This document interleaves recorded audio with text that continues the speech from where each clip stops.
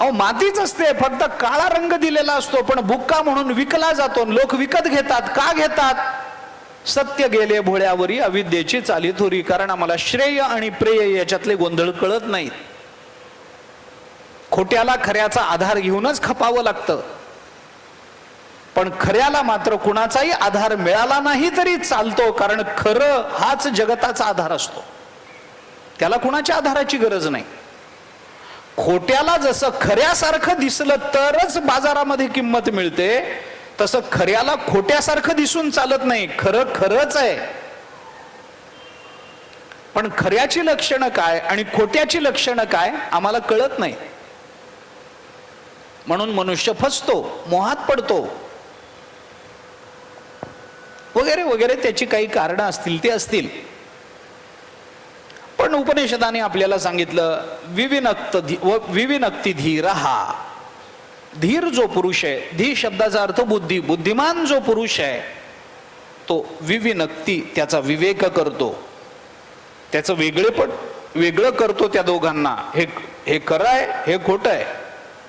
अर्जुनाला एक कळलं नव्हतं. भगवंतानी सांगितलं ना सतो विद्यते भावो ना भावो विद्यते सतः. सत काय असत काय याचा विचार दुसऱ्या अध्यायामध्ये बोलून दाखवलाय. योग्य काय अयोग्य काय सांगावं लागतं मुलांना घरामध्ये. असं करू नये, हे चांगलं आहे, हे वाईट आहे, असं माणसांनी वागावं, असं वागू नये. लहान मुलांना घरात शिकवतो ना आपण, कारण का पटकन कळत नाही. पण बुद्धिमान पुरुष मात्र श्रेय आणि प्रेय या दोन्ही मधला विवेक करतो, वेगळेपण सिद्ध करतो. आणि एकदा वेगळेपण सिद्ध झालं की मग श्रेयो ही धीरो प्रेयसो वृणीते. आणि तो बुद्धिमान असतो, तो त्याच्यातल्या श्रेयाची निवड करतो आपल्या कल्याणाकरता. आणि प्रेयो मंदो योगक्षेमात वृणीते. आणि मंद बुद्धीचा मनुष्य मात्र केवळ आपला योगक्षेम चालावा याच्याकरता प्रेयसाची निवड करतो, श्रेयसाकडे दुर्लक्ष करतो. जगतामध्ये पोटाकरता जगणारी माणसं वेगळी आहेत आणि जगामध्ये धन्यतेकरता जगणारी माणसं वेगळी आहेत. पोटाकरता जे जगतात ते फक्त प्रेयसाची निवड करतात. प्रेयो मंदो योगक्षेमात वृणीते. योगक्षेम चालावा एवढ्याच करता तो मंद बुद्धीचा मनुष्य प्रेयसाची निवड करतो. पण श्रेयो ही धीरोभिप्रेयसो वृणीते. पण धीर बुद्धिमान जो मनुष्य आहे तो मात्र आत्मकल्याणाकरता श्रेयसाची निवड करतो. उपनिषदांनी बोलून दाखव. अर्जुन म्हणतो देवा दोन्ही पैकी एक सांगा. भगवान म्हणतात दोन्ही चांगलं आहे, दोन्ही चांगले मार्ग आहेत. पण मला जर विचारशील तर त्याच्याकरता मला असं वाटतं अर्जुना, तयोस्तु कर्म संन्यासात कर्मयोगो विशिष्यते. पण अर्जुना मला असं वाटतं की तुझ्याकरता कर्मयोग हा कर्म संन्यासापेक्षा जास्त चांगला आहे. कर्मसन्यासाकर कर्मसन्यास चांगला आहे. कर्मसन्यास म्हणजे ज्ञान आहे, पण ज्ञानापेक्षा सुद्धा तुला कर्मयोग चांगला आहे. पुन्हा तोच प्रश्न आहे, पुन्हा तीच शंका आहे. जर ज्ञानयोगापेक्षा कर्मयोग विशेष वाटतो तुम्हाला, तर मागच्या अध्यायामध्ये कर्मयोग थांबवणाऱ्या ज्ञानयोगाचं वर्णन का केलं? त्या ज्ञानाला महत्व का दिलं? जर कर्मयोग चांगला आहे तर सगळ्यांनाच चांगला असेल, सगळ्यांनाच सांगा कर्माच्या मार्गाने जा. कशाला ज्ञानयोगाचं महत्व सांगत बसलं तुम्ही? असा प्रश्न पुन्हा निर्माण होत असेल तर त्याच्याकरता मगाशी मी हे बोलून आलो की एखादा विचारवंत, एखादा तत्वज्ञानी, एखादा तत्वज्ञ ज्या वेळेला एखादी भूमिका मांडतो त्यावेळेला त्या भूमिकेचा विचार अनेक भूमिकांमधून करावा लागतो. अनेक कंगोरे असतात त्याला विचाराचे. कालानुसार विचार करावा लागतो, व्यक्तीनुसार विचार करावा लागतो, देशानुसार विचार करावा लागतो. मला थंड पाणी आवडतं. एखाद्या माणसाला मी म्हटलं जरा थंड पाणी असेल तर द्या बरं प्यायला, आणि त्यांनी लक्षात ठेवलं महाराजांना थंड पाणी आवडतं आणि बाहेर बर्फ पडतोय आणि मी त्याला म्हणलं जरा पाणी द्यावं, आणि त्याने माझ्याकरता आणलं थंडगार पाणी. चालेल? मला थंड पाणी दे असं जेव्हा मी म्हणतो, तेव्हा जर उन्हाळा चालू असेल तर थंडगार पाणी मला आवडतं हे उन्हाळ्यापुरतं मर्यादित ठेवलं पाहिजे ना. कायमस्वरूपी आता महाराजांना थंड पाण्यातच मारायचंय काय?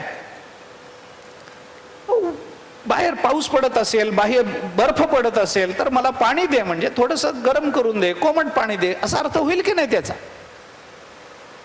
मग तो म्हणाला थंड नको नको, मला गरम पाणी दे. आणि गरम पाणी दे म्हणून त्याने ऐकलं, आणि पुढच्या उन्हाळ्यामध्ये मी त्याच्याकडे गेलो आणि म्हटलं पाणी दे, त्याने गरम गरम उकळतं पाणी मला दिलं. आता चालेल काय? चालणार नाही ना. एखादा तत्वज्ञ विचारवंत ज्या वेळेला एखादं वाक्य बोलतो तेव्हा ते वाक्य कशाच्या परिप्रेक्ष्यातून चिंतनात घेतलं पाहिजे हे ऐकणाऱ्याला कळलं पाहिजे. म्हणून तो खुलासा ज्ञानोबांनी केला नंतर टीकेमध्ये आपल्या. तुम्ही 4थ्या अध्यायामध्ये ज्ञानाचं वर्णन केलं, ज्ञानाची श्रेष्ठता सांगितली, त्या ज्ञानासमोर कर्म तुच्छ म्हणून सांगितलं, कर्म थांबतं म्हणून सांगितलं. आणि आता दोन्हीपैकी काय श्रेयस्कर आहे म्हटलं तर मला असं विशेषत्वानं सांगता की तयोस्ती कर्मसन्यासात कर्मयोगो विशिष्यते, कर्मसन्यासापेक्षा कर्मयोग विशेष आहे. मग ज्ञानयोग कशा करता सांगितला तुम्ही? त्याचं हे उत्तर आहे. भगवान जेव्हा अशी भूमिका बोलून दाखवतात, याच्यातला श्रेष्ठ योग कोणता? अरे सगळेच योग श्रेष्ठ आहेत. म्हणून भगवंताने संन्यास कर्मयोगश्च निश्रेयस्करा उभौ हे आधी पहिल्यांदा सांगितलंय. दोन्ही श्रेयस्कर आहेत अर्जुना. उभौ निश्रेयस्कर हे दोन्ही श्रेयस्कर आहेत. मी एक म्हणतच नाही. मग एक म्हणत नाही तर मला कर्मयोग विशेषते का? तुझ्या करता काय योग्य आहे ते सांगतो. जगाकरता म्हणशील तर दोन्ही श्रेयस्कर आहेत, दोन्ही निश्रेयसाला कारण ठरणार आहेत. कर्मही चांगलंच आहे आणि ज्ञानही चांगलंच आहे. पण मला जर विचारशील तर तयोस्तु कर्मसन्यासात कर्मयोगो विशिष्यते का? कारण तू असं म्हणाला होतास की यश्रेय एतयोरेकम तन्मे ब्रूहि सुनिश्चितम. मला हे चांगलं काय ते सांगा आणि मला सांगा असं तू म्हणाला होतास ना. म्हणून तुझ्या करता मी हे सांगतोय. सगळ्यांकरता दोन्ही श्रेयस्कर आहेत, पण आत्ता तुझ्या करता कर्मयोग जास्त विशेष आहे. कर्मयोगाची श्रेष्ठता 5व्या अध्यायामध्ये पुन्हा एकदा आली. याची 2 कारण आहेत. याच्यातलं पहिलं कारण मी आता आपल्या समोर ठेवतोय. व्यक्तिपरत्वे विचार करत असताना आत्ता त्या व्यक्तीला काय श्रेयस्कर आहे याचा विचार केला पाहिजे ना. श्रेयस्कर सगळंच आहे.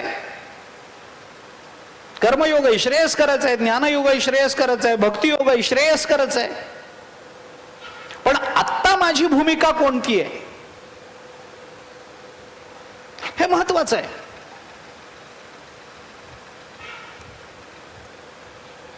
विचार करून बघा तुम्ही.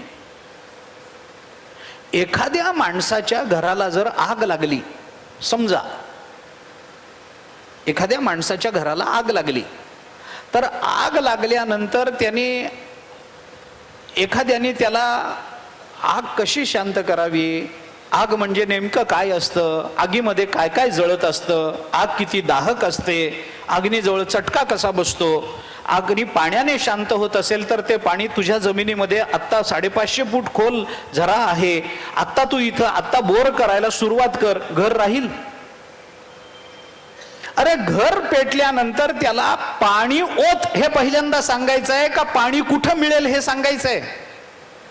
पाणी किती फूट खोल आहे हे सांगाल. आता विहीर खणायला सुरुवात कर आणि मग त्याला हे सांगावं, विहीर खणलीस की तुला पाणी लागेल, आणि पाणी लागलं ना की मग त्या पाण्यानं तुझं घर जे पेटलंय ना ते विझव. हे सांगणं श्रेयस्कर आहे का आधी पाणी टाकून घर विझव हे सांगणं श्रेयस्कर आहे? प्रसंग काय आहे? युद्धाच्या भूमीवर अर्जुन उभा आहे, त्याने धनुष्यबाण खाली ठेवलंय, ते विपरीत विचाराने ठेवलंय. विचार आणि क्रिया या दोन्हीचा समन्वय ही महत्वाची गोष्ट आहे. याच्याकरता तुला ज्ञानाची भूमिका मी सांगितली आहे, पण आत्ता ज्ञानाची भूमिका तुझ्याकरता श्रेयस्कर नाहीये, आत्ता कर्मयोग तुझ्याकरता श्रेयस्कर आहे हे सांगणं चालू आहे. म्हणून कर्मयोगाचं श्रेष्ठत्व आहे. बरं, हे सांगत असताना भगवंतांनी ज्या पद्धतीनं ती श्रेयस्करता सांगितली त्याचाही विचार आपल्याला केला पाहिजे. कर्मयोग श्रेयस्कर आहे म्हणून सांगितलं, पण कशा करता श्रेयस्कर आहे हे सांगितलं का? भगवंतांनी त्याचा खुलासा केलाय नंतर अर्जुनाच्या समोर. कर्मयोग विशिष्यते म्हणता तुम्ही, पण कर्मयोग का विशेष आहे हे सांगा ना देवा. हे सांगताना भगवंतांनी अर्जुनाला सांगितलंय, अर्जुना मी तुला कर्मयोग का श्रेयस्कर म्हणून सांगतो त्याचा विचार कर. ज्ञान आणि कर्म यांची तुलना होते काय? मी 2-3 अर्थ सांगतो त्याचे, आपल्याला बघा काय जे जमेल ते घ्या. आपण पहिला विचार मी आपल्याला सांगितलाय, आत्ता अर्जुनाला श्रेयस्कर काय आहे ते त्याच्या भूमिकेतून बघितलं पाहिजे. आत्ता नुसता ज्ञान विचार सांगून चालत नाही. ज्ञान श्रेयस्कर आहे, ज्ञान श्रेष्ठ आहे हे बरोबर आहे, पण आत्ता तुला महत्वाचं काय आहे? तर आत्ता तुला श्रेयस्कर हे आहे की तू कर्मयोगामध्ये गेलं पाहिजेस. का? त्याचं कारण असं आहे, थोडासा विचार सांगतो. अजून एक महत्वाचा विचार आहे, तोही सांगून जातो पुढं. खूप विस्तार करता येणार नाही कदाचित, कारण भगवंतानी पुढे बोलताना अर्जुनाला असं सांगितलंय की कर्मयोग आणि ज्ञानयोग या दोन्हीची फलं एकच आहेत रे अर्जुना. दोन्हीचे फल एकच आहे.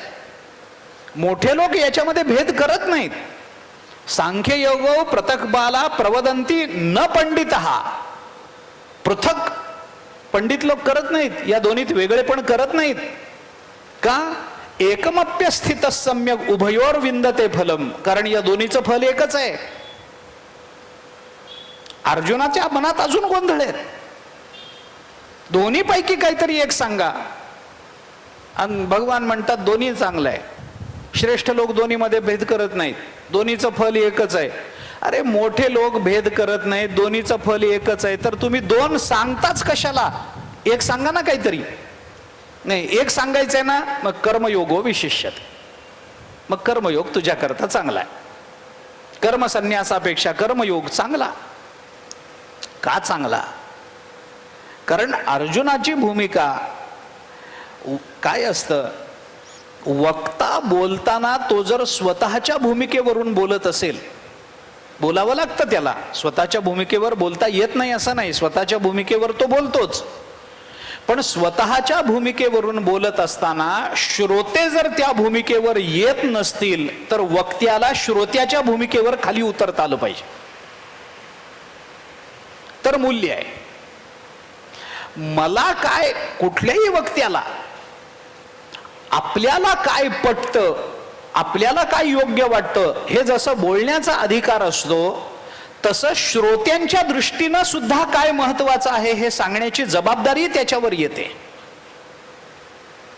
एखाद्या मोठ्या शास्त्रज्ञाला आपण जर शाळेमध्ये भेट द्यायला म्हणून आणलं, मोठा शास्त्रज्ञ आहे, नासामध्ये काम करतोय, इस्रोमध्ये काम करतोय, अंतराळाचा काही अभ्यास आहे त्याचा, आणि त्याला गावामध्ये व्याख्यानाला आला म्हणून त्याला आपल्या शाळेमध्ये आणलं.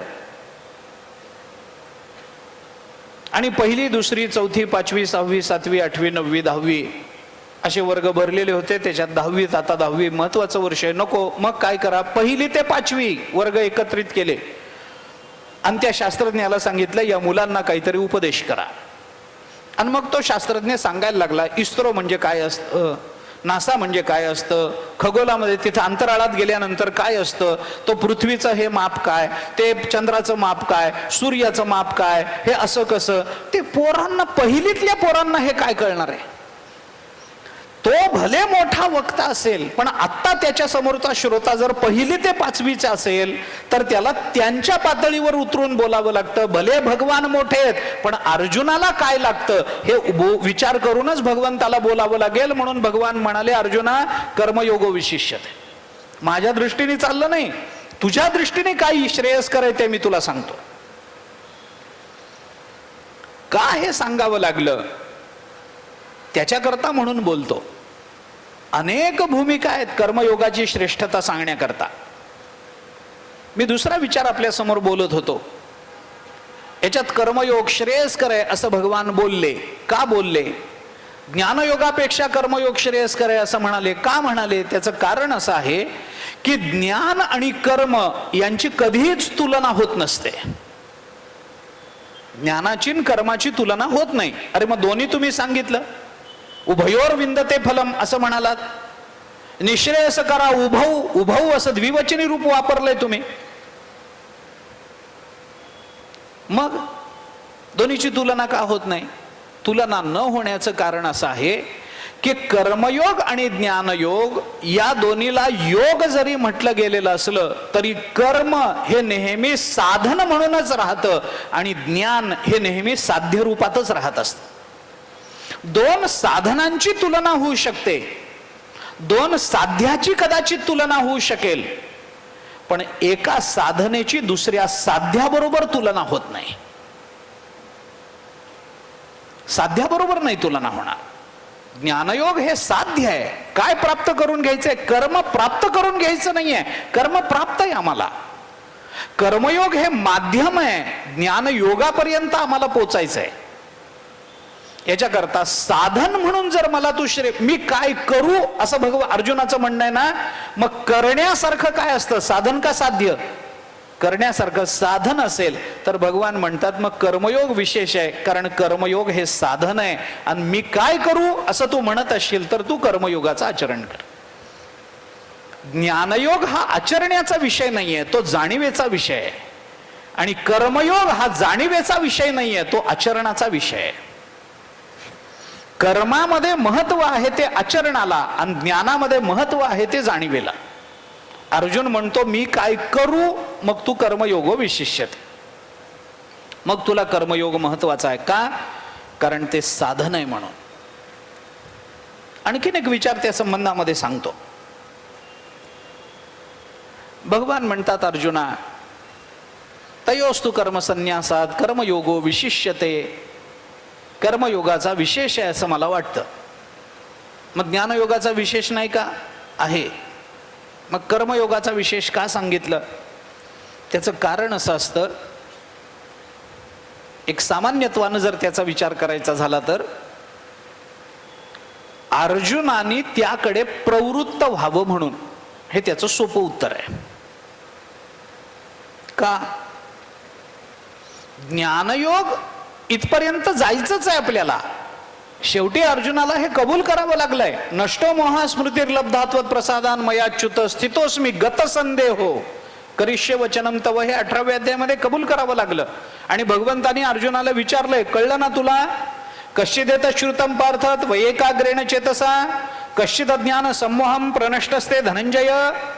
भगवंतानी विचारलंय अर्जुनाला 18व्या अध्यायामध्ये, मोह गेला ना अर्जुना तुझा? झालं ना? आता काही राहिलं नाही ना? तुला कळालं ना सगळं? हा, कळालं. तिथं जाणीवेचा विषय. पण तिथपर्यंत जाण्याकरता जर आपला अधिकार नसेल तर आपल्याला कर्माच्या माध्यमातूनच ज्ञानापर्यंत जावं लागेल. कारण ज्ञान हे अंतःकरण शुद्धीशिवाय प्राप्त होत नाही आणि अंतःकरण शुद्धी ही निष्काम कर्माचरणाशिवाय प्राप्त होत नाही. निष्काम कर्माचरणानं अंतःकरण शुद्ध होतं आणि अंतःकरण शुद्ध झालं असेल तरच ज्ञान प्राप्त होत असेल.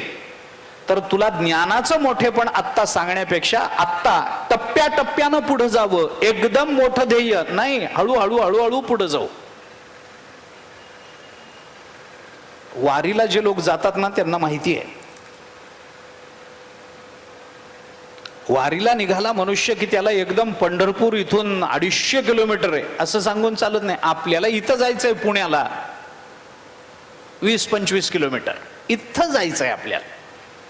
त्याला जर एकदम म्हटलं 250 किलोमीटर चालायचंय, तो म्हणतो नको, मग मी जातो घरी. मग त्याला एकदम 250 सांगून चालत नाही. त्याला सांगावं लागतं आपल्याला फक्त 25-30 किलोमीटर जायचंय, जास्त जायचं नाही आजचा दिवस. आणि उद्या निव्वळ विश्रांती आहे, काही नाही, उद्या निव्वळ झोपून राहायचं आपण. मग तो म्हणतो एवढंच आहे ना, चला. आता मला सांगा, वारीचा अंतिम मुक्काम पंढरपूर आहे का पुणे? वारी अंतिम मुक्काम जिथं वारी जाऊन थांबते ते पंढरपूर का पुणे? पंढरपूर. मग जायचंय कुठं? पंढरपूरला. आणि श्रेयस्कर काय आहे?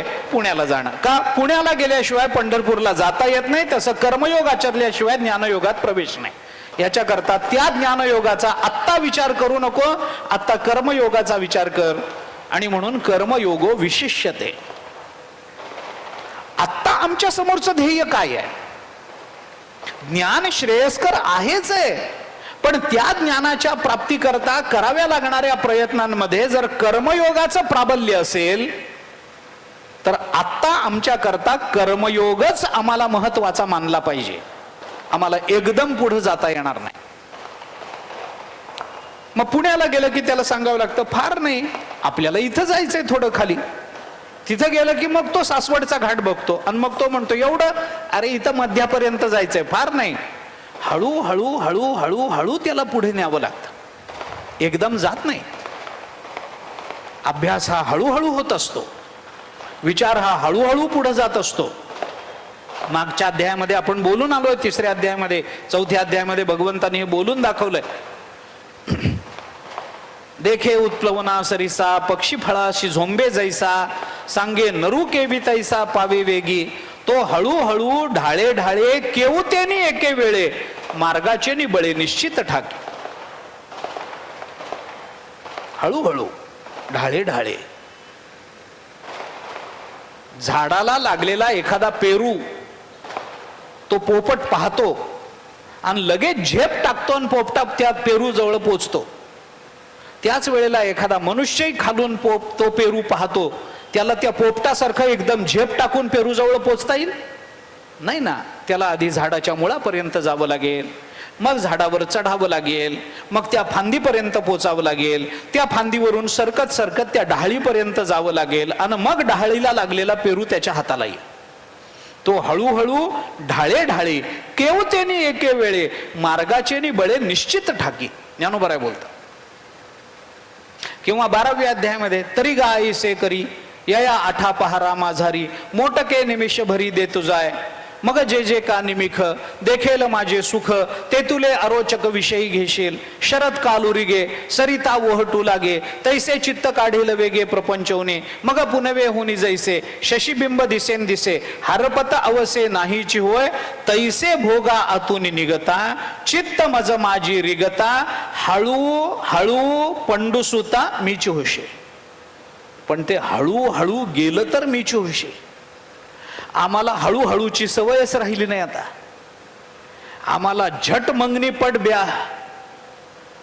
आम्हाला वाटतं बस लगेच मिळालं पाहिजे. हळूहळू नाही, हळूहळू नाही. पूर्वीच्या काळामध्ये 8वीचा अभ्यास 8वीतच होत होता, 9वीचा अभ्यास 9वीतच होत होता आणि 9वी झाल्यानंतर 10वीचा अभ्यास होत होता. आता असे क्लासेस आलेत 8वीतच 10वीचा अभ्यास झालेला असतो. कुठं हळूहळू? कोण हळूहळू चाललं? चाललो नाही आम्ही. अभ्यास हळूहळू शांतचित्तानं करायचा असतो. सगळंच एकदम करून चालत नाही. आम्हाला सुतावरून स्वर्ग गाठायचा आहे. आम्हाला लगेच पाहिजे, लगेच. मी गमतीनं सांगत असतो, एक ज्ञानेश्वरीचं पारायण झालं की याला वाटतं महाराष्ट्राला ज्ञानोबाऱ्यानंतर मीच आहे आता.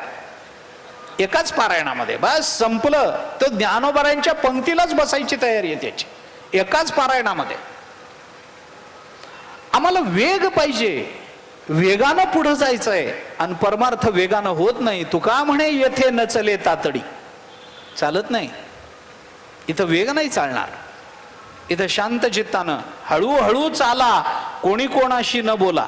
तुकोबाराय बोलतात हळूहळू चाला, गडबड करू नका, शांत चित्तानं. मग एकदम मोठं ध्येय डोळ्यासमोर ठेवण्यापेक्षा अर्जुना हळूहळू, आत्ता तुला महत्वाचं काय आहे? तयोस्तु कर्म संन्यासात कर्मयोगो विशिष्यत. आता तुला कर्मयोग विशेष आहे का? कारण ते साधन आहे. तुला साधनाची प्रवृत्ती आता अपेक्षित आहे. तुला साध्य काय मी मागे सांगितलंय. अविनाशी तू तद्विद्धी येन सर्वमिदं ततं, मागे बोललोय मी तुला. ज्ञानानं काय होतं हे साध्य सांगून ठेवलंय मी तुला. पण ते ज्ञान प्राप्त करून घेण्याचा उपाय म्हणून जर कर्मयोग असेल तर आत्ता तुला कर्मयोगाचं आचरण केलं पाहिजे. कर्मसन्यास आहेच आहे. त्याचं चौथं कारण सांगतो, शेवटचं. अजून एक कारण सांगतो. भगवान असं का म्हणाले अर्जुनाला की कर्मसन्यासात कर्मयोगो विशिष्यते? शेवटचं कारण सांगतो. कर्मसन्यास म्हणजे कर्माचा त्याग आहे, ज्ञान आहे. आणि कर्मयोग म्हणजे कर्माचा स्वीकार आहे. साधा विचार आपण करा. मला जेव्हा एखाद्या गोष्टीचा त्याग करायचा असतो तेव्हा त्या गोष्टीची उपलब्धी माझ्याजवळ असेल तरच त्याग होईल का उपलब्ध नसलेल्या गोष्टीचा त्याग होईल? कळलं नाही तुम्हाला? विचार करा. समजा मला काही पैसे वाटायचे, कोणाला तरी पैसे द्यायचे, दान करायचे. मला माझ्या एखाद्या वस्त्राचं दान करायचंय. मी असं ठरवलंय की मला 100 धोतर वाटायचे, दान करायचे, असं मी ठरवलंय. मग मला जर 100 धोतरांचं दान, उपरण्यांचं दान करायचं असेल तर माझ्याजवळ 100 धोतर उपरणी असली पाहिजेत का नसलेल्याच धोतराचं दान होणार आहे? त्याग कशाचा होईल? उपलब्ध वस्तूचा त्याग होईल का अनुपलब्ध वस्तूचा त्याग होईल? उपलब्ध वस्तूचा त्याग होईल. मला जर त्याचा संन्यास करायचा असेल, मला जर त्याचा त्याग करायचा असेल तर आधी मला ते मिळालं पाहिजे तर मी त्याचा त्याग करीन की नाही? मग जर कर्म संन्यासामध्ये कर्माचा त्याग होणार असेल तर आधी कर्म मिळवलं पाहिजे की नाही? मग मला सांगा, त्याग करण्याकरता मिळवणं महत्वाचं असेल. मला सगळ्यांना 500-500 रुपये वाटायचे. मला वाटलं असं की सगळ्यांना चला 500-500 येईल, त्याला 500 रुपये आपण वाटू. मग तेवढे 500 रुपये वाटण्याकरता आधी मला तेवढे मिळवले पाहिजेत की नाही? मग मला सांगा, आता मिळवणं महत्वाचं आहे का वाटणं महत्वाचं आहे? साधा प्रश्न आहे माझा. आता मिळवणं महत्वाचं आहे का त्याग करणं महत्वाचं आहे? मिळवणं. का मिळवणं महत्वाचं आहे? कारण मिळाल्याशिवाय त्याग होत नाही म्हणून. मग कर्माचा संन्यास करायचा असेल तर आधी कर्मयोग पाहिजे का कर्म नसतानाच कर्माचा संन्यास करणार आहे? आधी कर्मयोग पाहिजे ना. मग महत्व कशाला आहे? कर्मयोगाला आहे का कर्मसन्यासाला आहे? कर्मयोगाला आहे. म्हणून भगवान बोलतात, तयोस्तु कर्मसन्यासात कर्मयोगो विशिष्यते.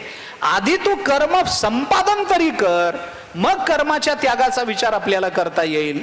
आणि म्हणून भगवंताने अर्जुनाला सांगितलं की अर्जुना, तू कर्मामध्ये प्रवृत्त झालं पाहिजेस. 5व्या अध्यायाचा दुसरा विशेष असा आहे, जाता जाता बोलून थांबतो 2-5 मिनिटांमध्ये, आजची वेळ संपली आपली. 5व्या अध्यायाचा विशेष हा आहे की 5व्या अध्यायामध्ये निष्कामता आणि नैष्कर्म्य योग याचा विचाराचा विशेष विस्तार आपल्याला 5व्या अध्यायामध्ये दिसून येतो. कारण का? नैष्कर्म्य योगाचा विचार सांगत असताना, कर्म विकर्म अकर्म वगैरे हे सगळे विचार सांगत असताना जी निष्कामता भगवंतांनी बोलून दाखवली, त्या निष्कामतेच्या संबंधानं माणसाच्या अंतःकरणामध्ये कदाचित वेगळे विचार येण्याची शक्यता असते. कारण का? त्याची सगळ्यात मोठी एक अडचण अशी आहे, या सगळ्याची एक अडचण अशी आहे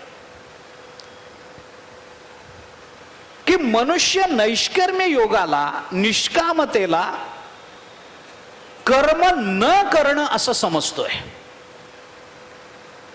कर्म न करणं असं समजतोय. कर्म न करणं म्हणजे नैष्कर्म्य योग नाही आहे. आपल्याला काय करायचंय? निष्काम राहायचंय, म्हणजे कर्मच करायचं नाही. हा आळशीपणा म्हणजे निष्कामता नाही आहे. निष्कामता वेगळी आहे आणि आळशीपणा वेगळा आहे. आळशीपणा हा कर्माचा हा त्यागही नव्हे, आळशीपणा हा दोष आहे आणि निष्कामता ही भावना आहे. कर्म न करणं याला निष्काम होणं म्हणत नाहीत.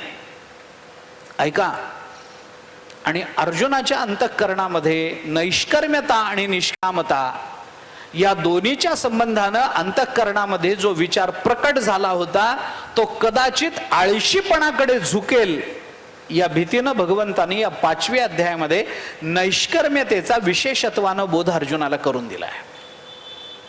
आणि म्हणून 5व्या अध्यायामध्ये कर्मयोगो विशिष्यते असं जरी भगवान बोलले असले तरी पुढच्या सगळ्या अध्यायामध्ये भगवंतांनी वर्णन केलंय ते ज्ञानयोगाचं वर्णन केलंय. आपण बघा, आपण त्याचा विचार करणारच आहोत.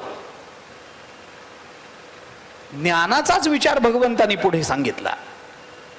नैव किंचित करोमीति युक्तो मन्येत तत्वविद पश्यन् शृण्वन् स्पृशन् जिघ्रन् नश्नन् गच्छन् श्वपन् श्वसन् प्रलपन विसृजन गृह्णन नुन्मिषन्न मिषन्नपि इंद्रियाणि इंद्रियार्थेषु वर्तन्त इति धारयन्.